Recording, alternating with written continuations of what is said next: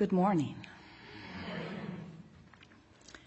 We are extremely pleased that you are here.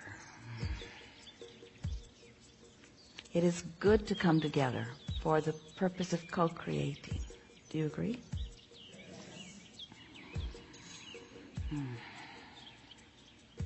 We're having a little conversation with Esther.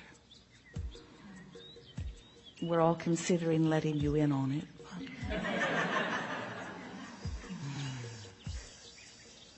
You are knowing what you are wanting. You are enjoying the expansion of your desire. You like the way contrast helps you to focus.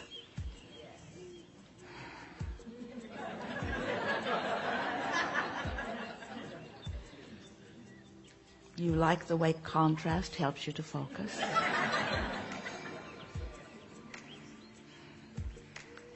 You like the way contrast helps you to focus. You like the... We're sort of caught in an endless loop here, but then so are you. It's sort of that way, isn't it? Where contrast helps you to focus, yes? Whether you like it or not, it does. And sometimes it causes you to focus clearly into a new awareness of what is wanted while you're standing smack dab in the middle of the very opposite of what you want. Isn't that a tricky thing?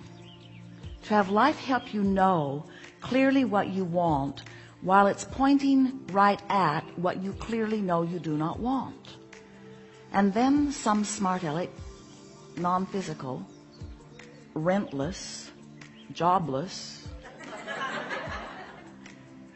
consciousness says to you, the contrast is a good thing because it does cause you to focus your desire into being.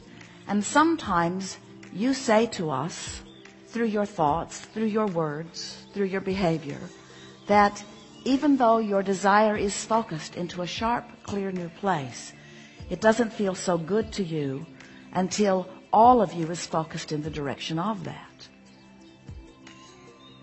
It doesn't feel so good until all of you is focused in the direction of that. And we want to help you to understand that the only reason anything doesn't feel good to you is because part of you is focused in one direction while another part of you is focused in another. In other words, it's only ever split energy that causes you to feel discord or discomfort. And so you might ask yourself, we certainly want you to ask yourself, well, what's causing the split? In other words, if I don't feel good, and I accept Abraham's premise that that must mean that there is split energy, then what's going on in this focus? What does that mean? What am I focused on? What am I, in my physical body, focused upon that is preventing me from really feeling good? When I really feel bad, what's that about? And we want you to remember, and if you can remember this, then everything will become very easy and clear for you forevermore. Negative emotion always means that the larger part of you is focused upon what you do want while you are focused upon its absence. It is just that simple. Do you understand that you are eternal beings? These are sort of frivolous words that are offered by our human friends. Oh yeah, we're eternal, you say. But do you really get what that means? Do you really understand that before you were focused in these magnificent bodies, that you were focused in non-physical, and that long after you are not focused in this physical body, that there is a non-physical version of you that is focused? There is a focused version of you who knows your value and knows your well-being and knows what you want and is focused upon it. And whenever you feel less than good, less than really, really good, less than spectacularly good, it always means the same thing. You're focused in opposition to that which the larger part of you is focused upon. So, as we've been visiting with you over a number of years, we've been talking to you about how you are the creator of your own reality. And some of you like the sound of that, especially when things are going well. But when things are not going so well, you would clearly like to let someone else have the blame for creating your own reality. Seems like one of those misbehaving people should take more credit for what's going on in your experience. And we want you to know that once you come to the full understanding that everything that is coming to you is coming in response to the vibrational offering that you've got going on. We've been talking to you for a long time about your point of attraction and how the thoughts you think cause you to emit a vibration, and that vibration is then matched by law of attraction, and things that match it come back to you. So it's not just acquaintances or rendezvous with other people. It's rendezvous with circumstances and events. It's rendezvous, timing and rendezvous with all kinds of things. It's even the rendezvous of your own thought, the rendezvous of your own memory, the rendezvous of your own expectation. You have a vibrational basis of attraction going on all the time, which you can change at the drop of a hat. You can change it on a whim. You can change it with small intent or large intent. You have control over what your point of attraction is because you have control over what you focus upon. But you've got to know that you have that control, and we know that for many of you it means you have to know that there's a reason to go to the trouble of it.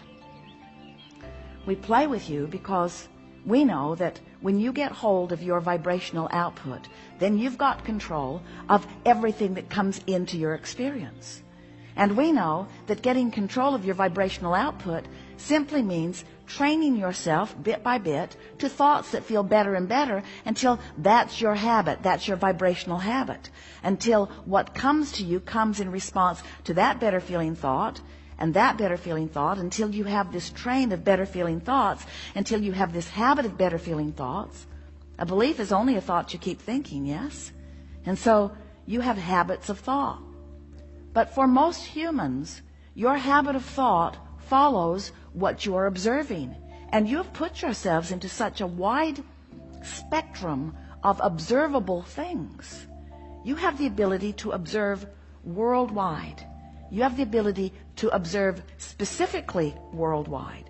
You have the ability to be involved with so many people. Are you amazed at your ability to get deep into the lives of lots of people simultaneously? Facebook has really helped you out in that regard.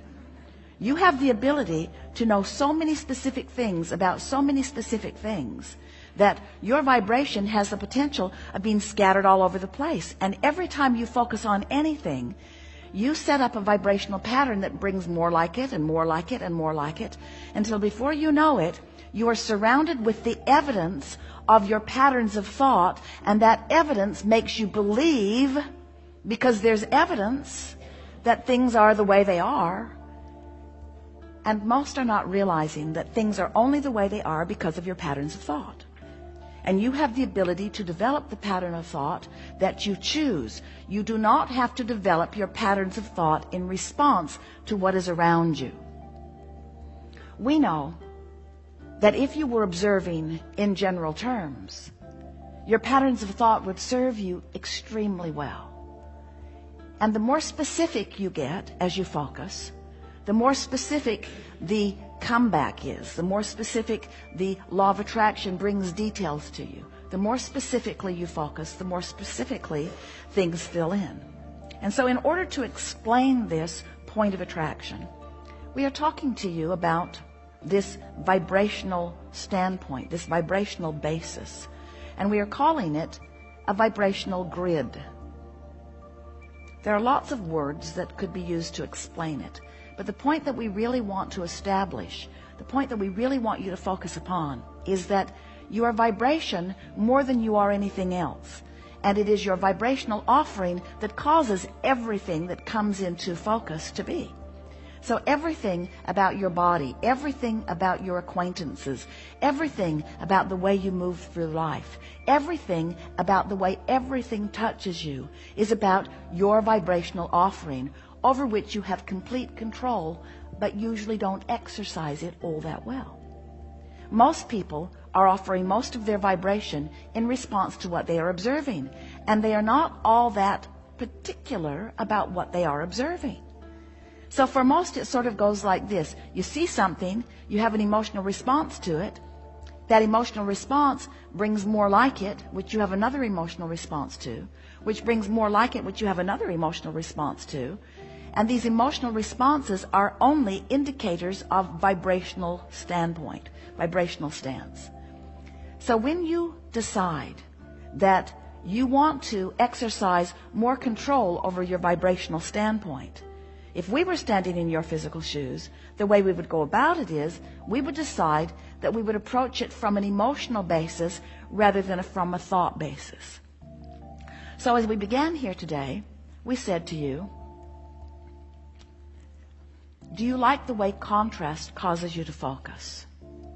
Now we want to say to you, do you like the way you are able to feel within the contrast that surrounds you? That's a much more productive way of putting it to you. Do you like the way you are able to feel living in the contrast that surrounds you? And if the answer to that is yes, then that means you're focused in a way that you're not contradicting the vibration of who you really are. So you're in alignment much of the time with who you are. So you're tuned in, tapped in, turned on, and your point of attraction is wonderful because you have the leverage of source energy, you have the leverage of all that you call good right there offering a vibration with you. And when you are in that vibrational patterning, only good things can come to you. Did we get your attention at all about that? Do you know that you can control your point of attraction? Do you know that you can control the way you feel? Well, if you know that, then you know everything. And so you know everything. That's all there is to know. Once you know that, you've got it figured out. Then the rest of it is just exercising the knowledge that you know until you're really sort of good at it. Till you're just sort of kind of good at it. You don't have to be really good at it. You just have to be sort of kind of good at it. Because if you're sort of kind of good at it, then sort of kind of good things keep coming to you. And the more things come that you appreciate, and the more you do appreciate, the more you focus upon those things that you appreciate, then the more you practice that vibrational patterning. So when we talk about your point of attraction, we're talking about all of the things you draw to yourself. Yes. But we're talking about much more than the cars you bring or the money you bring or the physical friends you bring. We're talking about your bringing to yourself, better said, you're allowing of yourself, better said, you're blending with yourself. You're allowing the blending of who you really are to be present and focused in this time-space reality, in this precise moment in time. You know what are the things you like to do? Do you like to go to concerts where music moves you? Do you like to put your headphones on and just walk and listen? Do you like to go to comedy clubs, or do you like to walk through gardens? Do you like to be with children? What are the things that ring your bells the most? Because when you think of the things, those instances in life, those high points, you were standing at the top of a mountain. Maybe you climbed up it for a little while. Maybe it took you an hour. Maybe it took you 2 hours. Maybe it took you a few days. But when you climbed up there and looked over that edge and saw what you saw and felt that exhilaration, have you ever done that, or have you just seen the movie? Well, in either case, when you feel that exhilaration, when you feel those high peak moments, we want you to understand that that is the way you intended to live, moment by moment, hour by hour, day by day, in this physical life experience. You didn't plan on coming and just sort of grinding it out and occasionally carving out a day off where you could go do something